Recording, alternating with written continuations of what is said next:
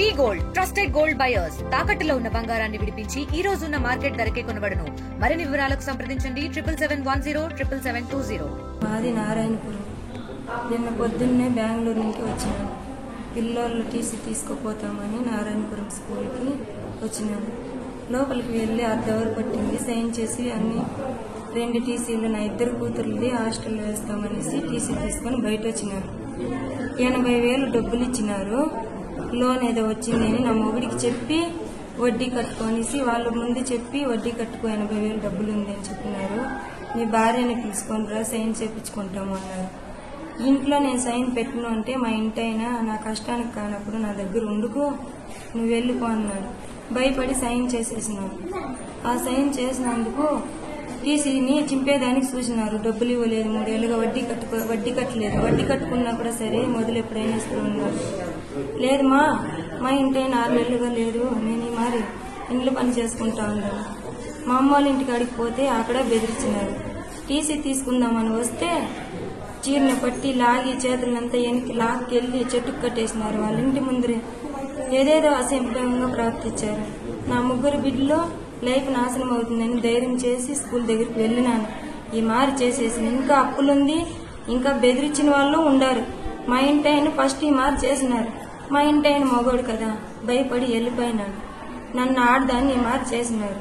శారీని పరికి ఇదిలిచ్చి మొత్తం నేను చేతులు అడ్డేసిన ఈ మారి చేయగానే న్యూసెన్స్ అయిపోతుందని చెప్పినాను. వినలేదు. నా 3 బిడ్డలు ఏమన్నా అయిపోతారు. నా 3 బిడ్డల లైఫ్ అక్కడ ఉంది. స్కూల్లో టీసీ తల్లి సంతకం పెడితే గాని ఎవరు అది తెలుసుకుని వారం నుంచి భయపడుకొని వెళ్ళలేదు. స్కూల్ ఓపెన్ అయినప్పటి నుంచి. నిన్న మండే కదా వెళ్ళినాను. మేడమ్మ ట్రాన్స్ఫర్ అయ్యి వేరే స్కూల్ పోతుంది. మేడంని బెదిరించిండారు. ఆ మేడం ఫోన్ చేసి మారి నన్ను కూడా బెదిరిస్తారమ్మా నువ్వే రావాలని చెప్పిండారు. నేను భయపడి మేడం సరే నేనే వస్తానని నాకు రక్షణగా ఒక ఆయన పిలుచుకొని పోయినాను.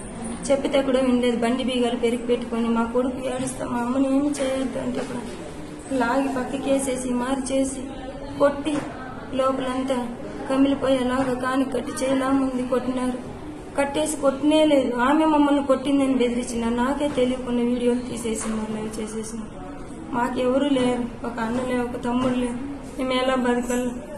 ఇల్లు వాకులు లేనందువల్ల నా పార్టీ తరపున ఏదో మున్సిపాలిటీ కాలనీ ఇల్లు వచ్చింది. ఇల్లు కట్టింటి ఇల్లు అమ్మేసి అప్పుల్ని ఇవ్వు అని బెదిరించినారు. మనం ఉంటే ఇల్లు లాక్కుంటారని భయపడి రైకి రయ్యి బట్టలు ఎత్తుకుని వెళ్ళిపోయినాను. ఇల్లు పని చేసుకొని బతుకుతా ఉన్నాను. మా ఇంటి ఆయన నా దగ్గర లేదు. తెలుసుంటే వచ్చుండేవాడు. మా ఇంటి ఆయనకి తెలియదు. ఏదో నేను కష్టపడి 10,000 ఇచ్చేతో 5,000 అప్పు ఇస్తామని నా పెద్ద కూతురు హ్యాండీక్యాప్ వేసిన దగ్గర ఉన్న పిల్ల మెడికల్లో పాడు చూపించేది ఇది చూసి ఏదో కొద్దిగా నడుస్తుంది. నా పెద్ద కూతురు సీటు దొరకలేదు. ఆడ నాకు సౌకర్యం లేదు. హాస్టల్లో ఇస్తామని వచ్చి నన్ను మారి చేసేసినారు. టీసీనే చింపేసి ఉంటారు. ఎట్లా నలిపేసి చెయ్యి అడ్డుపెట్టింది. వాళ్ళ దగ్గరే డబ్బులు తీసి ఇంకా పిల్లల దగ్గర 10 రూపాయలు వడ్డీ 30 రూపాయలు వడ్డీ ఈ మారి వాళ్ళే తాగి తిని 1,00,000 రూపాయలు నీ దగ్గర అప్పు అని చెప్పేవాళ్ళు. నా మొగుడు గుట్టుల్లో దమ్ముకొని అక్కడ భోజనం వేసేదానికి లేకుండా మారి చేసి నాకు ఆ మొగుడే అవసరం లేదని వదిలేసినాను. నా పాటికి నేను బిడ్డని పిలుచుకొని పోయి ఏదో మా అమ్మ వాళ్ళ ఇంట్లో పెట్టినాను. అక్కడ బెదిరించినారు. అక్కడ నాకు రక్షణ లేదు. నేను ఎలా బతకల్లా. ఒక అన్నలే ఒక తమ్ముడులే నాకు నా మొగుడే ఉండేవాడు. ఆ మొగుడే వదిలేసి వెళ్ళిపోయా 3 బిడ్డలు. ఇంత దారుణంగా కట్టేసి కొట్టినారు. చెప్తానే ఉండాలి. నేను ఇస్తాను అది లేడీ లోన్ డబ్బులు వస్తాయని సంఘంలో ఉండని వినలేదు. ఈ మారి చేసినారు. మాకెవరు లేరా. ఒక ఆడపిల్లకి ఇంత దారుణంగా అన్యాయం జరుగుతుందంటే 3 పిల్లలు మేము సూసైడ్ చేసుకొని బతికల్లా. చూసి 200 మంది ఏదో ఫంక్షన్ ఉందని పోయిన వాళ్ళు వచ్చిన వాళ్ళు చూసుకొని ఎవరూ పట్టించుకోలేదు. మమ్మల్ని నా మారి నన్ను లాక్కొచ్చి చేసినప్పుడే పెద్ద మనిషి ఉన్నింటే అడ్డుపడిండేవాళ్ళు. ఎవరు లేరు కాబట్టే కదా ఒక లేడీని మారి చేసిండారు. ఇంతకు ముందు కూడా నైట్ 12 గంటలైంది. మా ఇంటి ఆయన లేని సమయంలో వచ్చి తలుపు కట్టినారు. భయపడి మా అమ్మ ఇంటికి వెళ్ళిపోయినాను. నాకు తండ్రి లేదు. మా అమ్మ పుట్టిన ఇంట్లో ఇల్లు కూడా లేదు. మా అమ్మ ఉండేది మా అమ్మ చెల్లెళ్ళ ఇంట్లో తమ్ముడి ఇంట్లో ఉంది. వాళ్ళు మా పిల్లల్ని సాకుతా ఉన్నారు. నాకు అక్కడ రక్షణ లేదు. మా పిల్లల్ని మీరు చూసుకోండి అనేసి నేను బెంగళూరుకి వెళ్ళి ఏదో ఇల్లు పని చేసుకొని నేను మా అమ్మ అల్లుడు చేసిన అప్పుగా అత్త కూడా కష్టపడుతూ ఉంది. ఆ మారి చేస్తూ ఉన్నారు. ఎవరు ముందుకు రారు. చెప్పినాను ఈ మారి తలుపులు తడతారని మాకెవరూ లేదు. నా మొగుడు భయపడే వెళ్ళిపోయింది. నా మొగుడిని కూడా సంవత్సరం నుంచి టార్చర్ పెట్టి మెయిన్ వాళ్ళ తమ్ముడు 16 లక్షలు తీపిచ్చుకొనేసి వాడు ఫస్ట్ దాముకొని వాని లైఫ్ తో పాటు నా మొగుని లైఫ్ కూడా పోయింది. ఇద్దరు గొడవలు పడి నాకు ఆ మొగుడు అవసరం లేదని వాడు ఎంతో కొంత ఇచ్చింటి ఈ దారుణం జరిగిండేదే కాదు. వాడు కూడా వాళ్ళ తమ్ముడి నుంచి ముందరికి పోయిన తప్పుకి నా తమ్ముడు ఇంకొక రోజు పుడతామా పెరుగుతామా ఒక తల్లి కడుపులో పుట్టిన వాళ్ళు అనేసి నా మొగుడు ముందరికి నిలిచి నీతికి పడిన దానికి ఈరోజు నా మొగుడే నాకు లేకుండా పోయాడు. నా మొగుడు ప్రాణంతో ఉన్నాడు కానీ నా మొగుని వరకు ఈ న్యూస్ తెలియదు. తెలిసింటే వచ్చి ఉండేవాడు. నాకు 3 బిడ్డలు ఈ మారి చేసేసి అడుక్కుంటే కూడా వదిలేదు. చాలా దారుణంగా కొట్టింది. వాళ్ళే కొట్టింది కాకుండా పోలీస్ స్టేషన్లో మేడం అడిగితే నన్ను ఆమె కొట్టింది, నన్ను ఆమె కట్టేసింది అని చెప్పినారు. లైవ్ తర్వాత నాకు చూపిస్తే అర్థమైంది. ఎవరు తీసినారో తెలియదు. ఆ ఊరిలో చాలా దారుణం. బతికేకొచ్చింది నేను. నా మొగుడు ఒకప్పుడు బాగా బతికినాడు.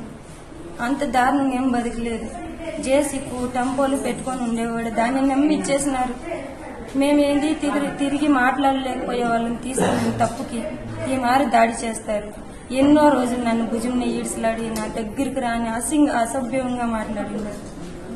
ఈ మారి మా పిల్లలు స్కూల్కి పోయి రోడ్లో వస్తూ ఉంటే ఇప్పుడు గోన్లు ఎత్తుకొని బెదిరించిండారు. మూటలు కట్టేస్తాము, మీ అమ్మ ఎక్కడుంది, మీ నాన్న ఎక్కడున్నాడు అని బెదిరించిండారు. ఆ పాప ఫోన్ చేసి మారు మాట్లాడతారమ్మా, నేను ఉండను మా అవ్వ దగ్గర, మమ్మల్ని ఉండే కాడికి తీసుకొని వెళ్ళిపో అనేది. ప్రియతమ ముఖ్యమంత్రి వర్యులు శ్రీ నారా చంద్రబాబు నాయుడు సార్ వారి ఆదేశాలు మరియు జిల్లా అధికారుల యొక్క ఆదేశాల మేరకు ఈరోజు శిరీష నిన్న జరిగినటువంటి ఇన్సిడెంట్ పైన విచారణలో భాగంగా ఈ యొక్క హాస్పిటల్కి రావడం జరిగింది. ఈ హాస్పిటల్కి వచ్చిన సందర్భంగా సదరు శిరీషను విచారించగా శిరీష వారు 80,000 అప్పు తీసుకున్న దానికి పర్యవసానంగా నిన్న చెట్టుకు కట్టి కొట్టి ఉన్నారని తెలిపి ఉన్నారు. నిన్న శిరీష వారు బెంగళూరు నుంచి వారి యొక్క కుమారుని యొక్క టీసీ తీసుకోవడం కోసము నారాయణపురం రావడం జరిగింది. ఆ సందర్భంలో జరిగినటువంటి ఇన్సిడెంట్. దీనిపైన కుప్పం పోలీసు వారు విచారణ చేసి కేసు కూడా నమోదు చేయడం జరిగింది. అదేవిధంగా శిరీష వారిని విచారించగా వారికి భూమికి సంబంధించిన సమస్య ఉందని తెలిపి ఉన్నారు. ఆ యొక్క భూ సంబంధిత సమస్య కూడా పరిష్కరించడం జరుగుతుందని మీడియా ముఖంగా తెలియజేస్తున్నాము. వారి యొక్క పెద్ద కుమార్తెకు విజిలాపురం హాస్టల్ నందు ప్రవేశం కోసము సీటు కావాల్సి ఉన్నదని తెలిపి ఉన్నారు. ఆ యొక్క ప్రవేశానికి సంబంధించి కూడా అధికారులతో మాట్లాడి అక్కడ చేర్పించడం జరుగుతుందని మీడియా ముఖంగా తెలియజేయడం జరుగుతుంది.